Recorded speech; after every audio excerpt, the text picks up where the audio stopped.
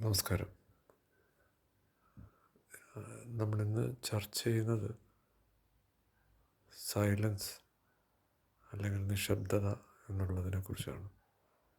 അപ്പം നമ്മുടെ ഈ സത്യാന്വേഷണത്തിൻ്റെ ഭാഗമായിട്ട് സത്യം അല്ലെങ്കിൽ ബോധം, ശുദ്ധബോധം ഇതിലേക്കൊക്കെ കടക്കാനുള്ള ഒരു എന്താണ് പറയുന്നത്, ഒരു ഓപ്പണിംഗായിട്ട് പറയപ്പെടുന്നത് അല്ലെങ്കിൽ നിർബന്ധമായിട്ടും വേണമെന്ന് പറയുന്നത് സൈലൻസാണ്, നിശബ്ദതയാണ്. അപ്പം നമ്മൾ ഈ ഒരു മാർഗത്തിലേക്ക് കടക്കുമ്പം പലപ്പോഴും നമുക്ക് തോന്നുന്നത്, അല്ലെങ്കിൽ ഒരു സാധാരണ ഒരാൾക്ക് തോന്നുന്നത്, ഈ ഒരു സൈലൻസ് എന്ന് പറയുന്നത്, ശബ്ദത എന്ന് പറയുന്നത്, ഇതിൻ്റെ ഓപ്പോസിറ്റ് എന്ന് പറയുന്നത് ശബ്ദമാണ്. അപ്പോൾ സ്വാഭാവികമായിട്ടും നമ്മളിലുണ്ടാവുന്നൊരു തോന്നൽ, നമ്മൾ ശബ്ദമില്ലാതിരുന്നാൽ അതല്ലേ നിശബ്ദതയെന്ന് ഉള്ളതാണ് നമ്മുടെ ഒരു തോന്നൽ. പക്ഷേ യഥാർത്ഥത്തിൽ ഇവിടെ ശുദ്ധബോധത്തിലേക്ക് കടക്കാൻ വേണ്ടി വരുന്ന പൂർണ്ണമായ നിശബ്ദത അല്ലെങ്കിൽ പ്യുവർ സൈലൻസ് എന്ന് പറയുന്നത് എന്താണെന്ന് നമ്മൾ അതിനെ ഒന്ന് വിശകലനം ചെയ്യുമ്പം അത് ശരിക്കും ശബ്ദത്തെ ഇല്ലാതാക്കുക എന്നുള്ളതല്ല. ശബ്ദത്തെ ഇല്ലാതാക്കുക എന്നുള്ളതല്ല ശരിക്കും. പിന്നെ എന്താണ് എന്ന് ചോദിച്ചാൽ, ഏതൊരു കാര്യത്തെയും നമ്മളൊരു നിർവചനം കൊടുത്തിട്ട് നിശബ്ദത എന്ന് പറഞ്ഞാൽ ഇന്നതായിരിക്കണം എന്നൊരു നിർവചനം കൊടുത്ത് നമ്മൾ ഏതൊരു കാര്യം ചെയ്താലും, അത് ചിലർ ശ്വാസത്തെക്കുറിച്ച് പറയും, അല്ലെങ്കിൽ ചിലർ ചിന്തകളെ പിടിക്കാൻ പറയും. അപ്പം ഇതിൽ ഏതൊരു കാര്യം, ഏതൊരു ക്രിയാമാർഗത്തിലും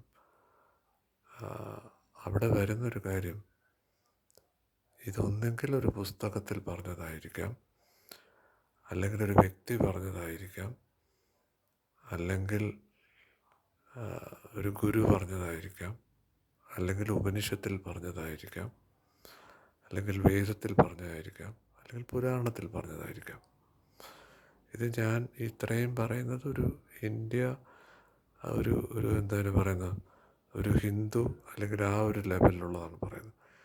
ഇനി ഞാനൊരു ക്രിസ്ത്യനാണ്, ഞാനൊരു മുസ്ലിമാണ്, ഞാൻ ബുദ്ധിസം പ്രാക്ടീസ് ചെയ്യുന്ന അല്ലെങ്കിൽ ജൈനിസം പ്രാക്ടീസ് ചെയ്യുന്ന മറ്റു മതത്തിലൊരാളാണെങ്കിൽ, അല്ലെങ്കിൽ ലോകത്തെ മറ്റ് പല മതങ്ങളും നമ്മളെടുത്ത് നോക്കുകയാണെങ്കിൽ ഒരു 276 രാജ്യങ്ങളുണ്ട്.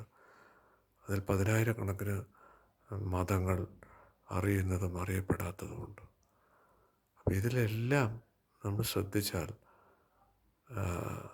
നിശബ്ദതയെക്കുറിച്ച് പറയുന്നുണ്ട്. അപ്പോൾ എന്താണ് ആ നിശബ്ദത എന്ന് ചോദിച്ചാൽ, നമ്മൾ കുറച്ച് ഇതെന്താണ് എന്നുള്ളത് നമ്മൾ അവലോകനം ചെയ്യേണ്ട ഒരു കാര്യമുണ്ട്. പുസ്തകങ്ങളിൽ ഇതിനെക്കുറിച്ച് ഒന്നെങ്കിൽ ശാസ്ത്രീയമായിട്ടായിരിക്കും പറയുന്നത്, ആത്മീയമായിട്ട് ഇതിനെക്കുറിച്ച് പറയുകയോ, അല്ലെങ്കിൽ ഇതൊരു നിഗൂഢശാസ്ത്രത്തിൻ്റെ ഈസോട്ടിക്കെന്നോ ആ നിഗൂഢശാസ്ത്രത്തിലൂടെ പോയിട്ടുള്ളവർ പറയുന്നതൊക്കെ തമ്മിൽ നമ്മൾ കേൾക്കുകയും വായിക്കുകയും ചെയ്യുമ്പോൾ ഇത് പലപ്പോഴും ഒത്തുവരാത്തതുപോലെ നമുക്ക് തോന്നാറുണ്ട്, അല്ലെങ്കിൽ തോന്നുന്നത് സ്വാഭാവികമാണ്. അപ്പം നമ്മൾ അങ്ങനെ വരുമ്പോൾ അടുത്ത ചോദ്യം വരും, എന്നാണ് ഈ ശബ്ദം ഉണ്ടായത്? ശരിക്കും ശബ്ദമാണോ ആദ്യം ഉണ്ടായത്, അല്ലെങ്കിൽ നിശബ്ദതയാണോ ആദ്യം ഉണ്ടായത്? ഈ ഇരുട്ടാണോ ആദ്യം ഉണ്ടായത്, വെളിച്ചമാണോ ആദ്യം ഉണ്ടായതെന്ന് ചോദിച്ചാൽ, ഇരുട്ടല്ലേ വെളിച്ചം എന്നൊക്കെ പറയാറുണ്ട്. അല്ലെങ്കിൽ ഇതില്ലെങ്കിൽ അതില്ല എന്ന് പറയുന്നത് പോലെ, എന്തായാലും ഈ ഒരു സൃഷ്ടി തുടങ്ങിയത് ഒരു ബിഗ് ബാങ് അല്ലെങ്കിൽ ഒരു ശബ്ദത്തോടു കൂടി എന്നാണ് പറയപ്പെടുന്നത്. നമുക്കറിയത്തില്ല, സയൻസ് പറയുന്നതാണ്. അതിൽ നമ്മൾ ഊന്നി നിന്നാൽ എവിടെയാണ് നിശബ്ദത ഉണ്ടായിരുന്നത്? സൃഷ്ടിക്ക് മുമ്പാണ്.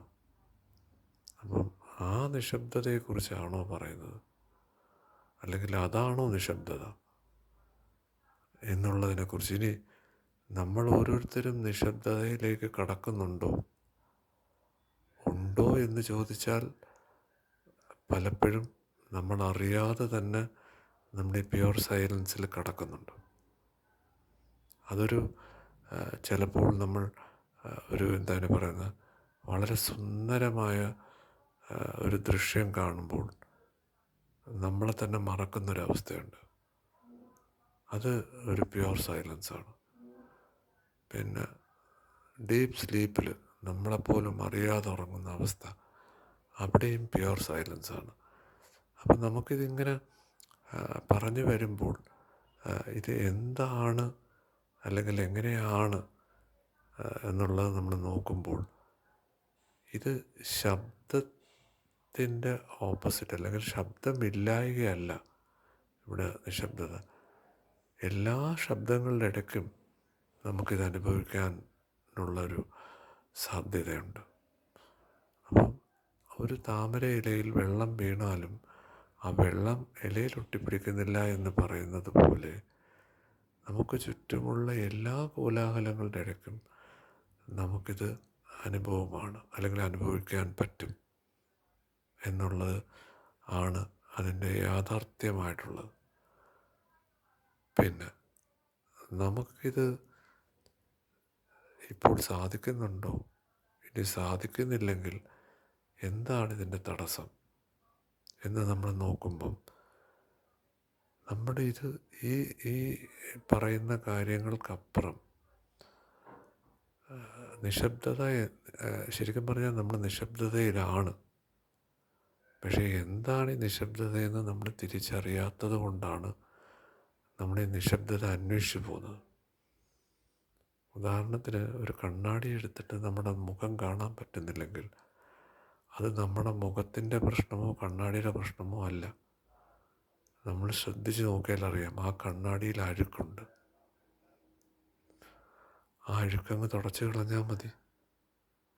അപ്പം നമ്മൾ ശുദ്ധമായ നിശബ്ദതയിൽ നിൽക്കുകയാണ്, പക്ഷേ നമ്മളത് തിരിച്ചറിയുന്നില്ല. കാരണം എന്താ? നമ്മളെക്കുറിച്ച് പഠിപ്പിച്ചിരിക്കുന്ന നിശബ്ദത എന്ന് പറയുന്നത് എന്തോ ഒരു കാര്യം നമുക്ക് കിട്ടാനുണ്ടെന്നുള്ളതാണ്. അപ്പം ഒരു കാര്യത്തിലേക്ക് നമ്മൾ എത്താൻ സാധാരണഗതിയിൽ നമ്മൾ എന്താ ചെയ്യുന്നത്? ഒന്നെങ്കിൽ ഒരു പുസ്തകമോ, അല്ലെങ്കിൽ ഒരു എന്താണ് പറയുന്നത്, ഗ്രന്ഥത്തിലോ, അല്ലെങ്കിൽ ഒരു ഗുരുവോ ഒരു വ്യക്തിയോ നമ്മൾ വിശ്വസിച്ച് അത് ചെയ്യാൻ ശ്രമിക്കുക. നമ്മൾ ചെയ്യാൻ ശ്രമിക്കും തോറും നമുക്കൊരിക്കലും അതിലെത്താൻ പറ്റത്തില്ലെന്ന് മാത്രമല്ല, ആ ഇരിക്കുന്ന അവസ്ഥ കുറച്ചുകൂടെ കൂടി വരും. അപ്പം ഈ പറയുന്ന ശുദ്ധബോധത്തിലേക്ക് കടക്കാനുള്ള നിശബ്ദത എന്ന് പറഞ്ഞാൽ, നമ്മളിപ്പോൾ നിശബ്ദതയിലാണ് എന്ന് നമ്മൾ തിരിച്ചറിയണമെങ്കിൽ നമ്മൾ നമ്മളിലേക്ക് തന്നെ തിരിച്ച് നോക്കേണ്ടി വരും. ഇപ്പം നമ്മൾ നോക്കുന്നത് പുറത്താണ്. അപ്പം ആ അകമേയുള്ള ഒരു യാത്രയിലാണ് ശരിക്കും നമ്മൾ എന്തുകൊണ്ടാണ് ഈ വേറൊരാൾ പറഞ്ഞ വേറൊരു പുസ്തകം നമ്മൾ അനുകരിക്കുന്നത് എന്തിനാണെന്ന് ചോദിച്ചാൽ, നമുക്കെപ്പോഴും നമ്മളിലൊരു വിശ്വാസമില്ല, നമുക്കൊരു ഭയമുണ്ട്. അപ്പോൾ ഈ ഒരു ഫിയർ നമ്മളിലേക്ക് വരുമ്പം നമ്മളെപ്പോഴും അതോറിറ്റിക്ക് പുറകിൽ പോകും. അതോറിറ്റിക്ക് പുറകിൽ പോകുമ്പോൾ സംഭവിക്കുന്നത് എന്താ? നമ്മളൊരു ക്രിയ ചെയ്യുകയാണ്. ഒരു ക്രിയ ചെയ്ത് പഞ്ചേന്ദ്രിയങ്ങളിലൂടെ നമുക്കിത് പിടിച്ചെടുക്കാൻ പറ്റുന്നതോ ഉള്ളൊരു കാര്യമല്ല. പിന്നെ ഇത് അനുഭവയോഗ്യം എന്ന് പോലും പറയാൻ പറ്റത്തില്ല. നമ്മളതാണ് എന്നുള്ളൊരവസ്ഥയാണ്. അപ്പം ഈ ഒരു അവസ്ഥയെക്കുറിച്ച് ഏതെങ്കിലും ഒരു പുസ്തകത്തിലോ അല്ലെങ്കിൽ ആരെങ്കിലും ഒരാളിത് പറഞ്ഞു തരുമോ എന്ന് ചോദിച്ചാൽ വളരെ വിരളമായിട്ടുള്ള ആൾക്കാർ മാത്രമേ ഇത് തുറന്നു പറഞ്ഞിട്ടുള്ളൂ. അങ്ങനെ തുറന്നു പറഞ്ഞിട്ടുള്ള വ്യക്തികളെ നമ്മൾ കേൾക്കണമെന്ന് ചോദിച്ചാൽ ശരിക്കും കേൾക്കണ്ടെന്ന് തന്നെയാണ് ആ വ്യക്തികൾ പറയുന്നത്. നമ്മൾ കേൾക്കും തോറും നമ്മുടെ സ്വാതന്ത്ര്യം ഇല്ലാതാവും. കാര്യം ഇത് നമ്മളെപ്പോഴും ഇതൊരിക്കലും അളക്കാൻ പറ്റുന്നതല്ല. ഈ അളക്കാൻ പറ്റുന്നതെല്ലാം സമയമായിട്ട് കണക്റ്റഡാണ്. അപ്പം നമ്മളിപ്പോൾ ഈ സംസാരിക്കുന്നത് സമയകാലങ്ങൾക്കപ്പുറമാണ്. അപ്പം വേറൊരാൾ പറയുന്നത് സമയത്തെ കണക്ട് ചെയ്തിട്ടുള്ളതാണ്. എന്ത് കാര്യം, അത് ശ്വാസമായിക്കോട്ടെ, മന്ത്രമായിക്കോട്ടെ, എന്തോ ആയിക്കോട്ടെ, ഇതെല്ലാം രണ്ടായിട്ട് നിന്ന് മാത്രമേ, അല്ലെങ്കിൽ വേർതിരിവിൽ സംഭവിക്കുന്നതാണ്. വേർതിരിവിൽ ഒരിക്കലും നിശബ്ദത സംഭവിക്കത്തില്ല. അപ്പം ഈ നമുക്ക് എന്താണ് പറയുന്നത്, ഭയത്തിൻ്റെ ഭാഗമായി നമ്മളെപ്പോഴും വേറൊരു സിദ്ധാന്തത്തെയോ പുസ്തകത്തെയോ ആളെയോ അനുകരിക്കുകയാണ്. അങ്ങനെ അനുകരിച്ചാൽ ഈ നിശബ്ദതയിൽ നിന്ന് നമ്മൾ അകന്നങ്ങന്ന് പോയിക്കൊണ്ടിരിക്കത്തേ ഉള്ളൂ. അപ്പം നിശബ്ദത എന്താണെന്ന് ചോദിച്ചാൽ, ആര് പറഞ്ഞിട്ടുണ്ടെന്ന് ചോദിച്ചാൽ, വേറൊരാൾ പറയുന്നത് കേൾക്കണ്ട. ഇനി നമ്മൾ യഥാർത്ഥത്തിലെ സ്വർണ്ണമാണോ അല്ലെങ്കിൽ സ്വർണ്ണമല്ലയോ എന്ന് സംശയം തോന്നിയാൽ, നമ്മുടെ ഒരു ലോകം തന്നാൽ നമ്മളത് ഉരച്ച് നോക്കേണ്ടി വരും, അല്ലെങ്കിൽ ഒരു മെഷീനിലിട്ട് നോക്കേണ്ടി വരും. ഇവിടെ നമുക്ക് ആകെ ചെയ്യാൻ പറ്റുന്നൊരു കാര്യം, സംശയം വരുന്നെങ്കിൽ രമണ മഹർഷി അല്ലെങ്കിൽ ജിത്തു കൃഷ്ണമൂർത്തി അല്ലെങ്കിൽ യു ജി കൃഷ്ണമൂർത്തി അല്ലെങ്കിൽ ഓഷോ, ഇവരെല്ലാം ഈ ശുദ്ധബോധത്തെക്കുറിച്ച് വളരെ തെളിച്ചു പറഞ്ഞിട്ടുണ്ട്. പക്ഷേ ഇവരെ അനുകരിക്കുകയും ഇവർ പറയുന്നത് വളരെ ചുരുക്കം ആൾക്കാർ മാത്രമേ പാലിക്കുന്നുള്ളൂ. അതെന്തുകൊണ്ടാന്ന് പറഞ്ഞാൽ, ഇവരാരും കച്ചവട സ്ഥാപനം നടത്തിയവരല്ല, ഇവരാരും പുസ്തകം എഴുതി വിറ്റവരല്ല. ഇവരുടെ പ്രഭാഷണങ്ങൾ പുസ്തകമാക്കി വിറ്റവരുണ്ട്. അപ്പം ഇത് കേൾക്കണം എന്നല്ല പറയുന്നത്. പക്ഷേ നമ്മൾ പറയുന്നതും ഇവർ പറയുന്നതും തമ്മിൽ മാച്ച് ചെയ്യുന്നുണ്ടോ എന്ന് വേണമെങ്കിൽ നമുക്ക് ചെക്ക് ചെയ്ത് നോക്കാവുന്നതേ ഉള്ളൂ. അല്ലെങ്കിൽ അതിൻ്റെയും ആവശ്യമില്ല. കാര്യം നമ്മൾ ചെക്ക് ചെയ്യുന്തോറും നമ്മൾ കമ്പയർ ചെയ്യുകയാണ്. കമ്പയർ ചെയ്യുമ്പോൾ എന്താണ്, നമ്മൾ ഇവിടുത്തെ അവിടെ ഉണ്ടോ എന്ന് നോക്കാം, അവിടുത്തെ ഇവിടെ ഇല്ലയോ എന്ന് നോക്കാം. അതോടുകൂടി നമ്മുടെ സ്വാതന്ത്ര്യം ഇല്ലാതെയാവും. ഇതാണ് പൂർണ്ണ നിശബ്ദത എന്ന് പറയുന്നത്. ഇതൊരു പുസ്തകത്തിലോ അല്ലെങ്കിൽ ഒരു പ്രഭാഷണത്തിലോ ഒന്നും നിന്നെടുത്തതല്ല. അല്ലാതെ അനലൈസ് ചെയ്ത് വന്നപ്പം എന്നിൽ വന്ന കാര്യങ്ങളാണ്. ഇതിൽ തെറ്റുണ്ടാകാം, തെറ്റുണ്ടെങ്കിൽ എന്നെ തിരുത്താം. അപ്പം അതിനു വേണ്ടിയാണ് ഞാനിത് ചെയ്തിരിക്കുന്നത്. അല്ലാതെ യൂട്യൂബിലെ വ്യൂഷിപ്പിനോ വേറൊരാൾ കേൾക്കാനോ അല്ല. ഇതെൻ്റെ ക്ലോസ് സർക്യൂട്ടിലുള്ളവർ കേൾക്കാനും സത്സംഗിൻ്റെ ഭാഗമായി ഇതിലെന്തെങ്കിലും ചേർക്കാനോ കുറയ്ക്കാനോ ഉണ്ടെങ്കിൽ അതിനു വേണ്ടി മാത്രം ചെയ്ത വീഡിയോ ആണ്. എല്ലാവർക്കും നന്ദി, നമസ്കാരം.